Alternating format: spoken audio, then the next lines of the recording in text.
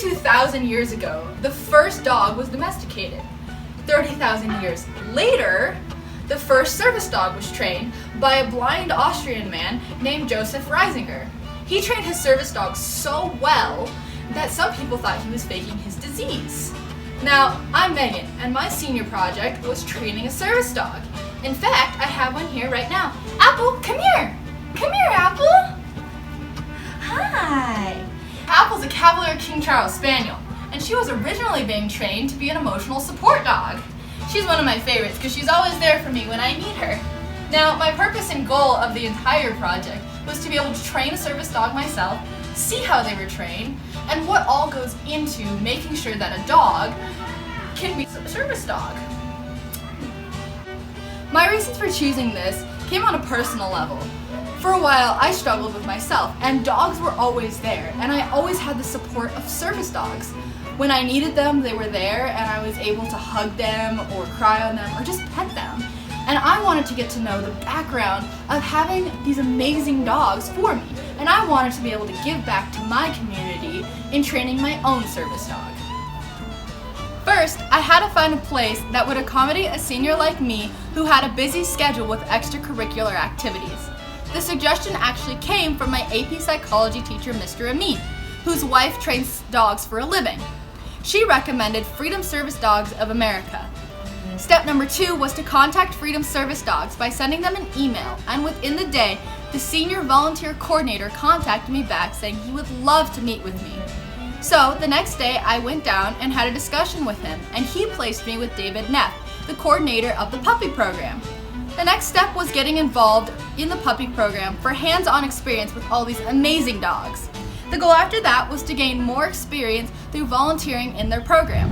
This consisted of working every other Saturday and going down almost every Tuesday, Thursday after school and working with puppies. Finally, after 4 months, I was able to be paired with a service dog in training. Her name was Sadie, a golden retriever who was 9 months old. The biggest hurdle I had to face this year was the outbreak of COVID-19. Due to the closures of businesses, FSDA had to shut down, only letting caretakers of dogs access. This not only meant I couldn't finish training Sadie, but it means I won't be able to see Sadie until the restrictions are lifted. At the moment, my only solution is to stay away from others and help stop the spread. My product was going to be a fully trained service dog. However, due to the virus, I was unable to complete this. It really had no cost on my end regarding training. However, I was at FSDA on about 20 hours a month finishing training. While spending time down at Freedom Service Dogs of America, my biggest success was learning how to understand the puppies. They're so much more than trainees for the program. They're playful, loving, devoted, and want to please everyone. They have their good days and bad. Sometimes they get so excited for a toy they run around in circles, waiting for them. It took some time realizing they weren't just working dogs. They were puppies and needed a day off to play. Sadie unfortunately couldn't be here for this, but I improvised.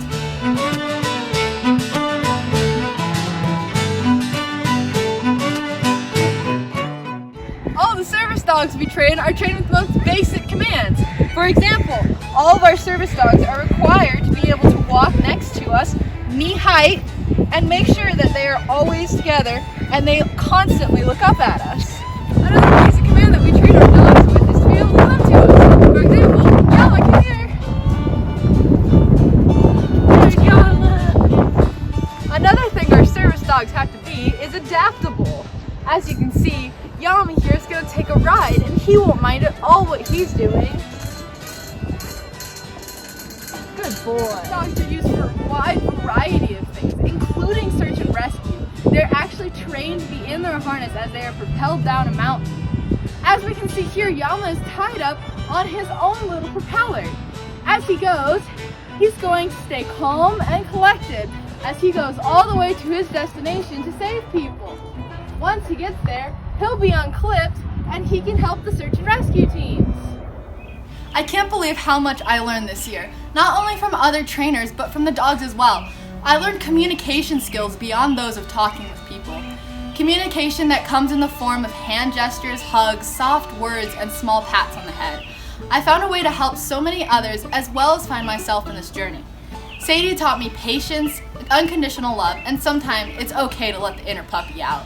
She was the best partner I could have asked to be paired with, and I think as my product, she excelled remarkably.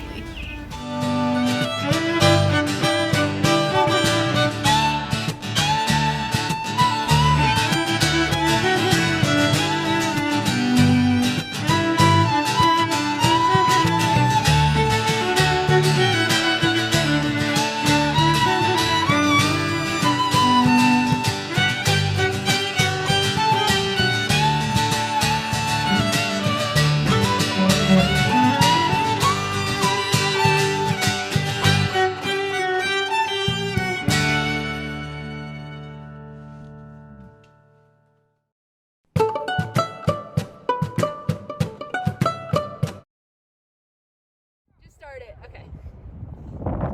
Another basic command that we have for our dogs is to be able to come to us when they're farther away. For example, Yama, come! Okay, maybe not so much with Yama here. He's ready to be my best friend whenever. Old. Sorry. From other trainers, but from the dogs as well. I've learned communicate. Here. I feel like we're about to have a cook-off.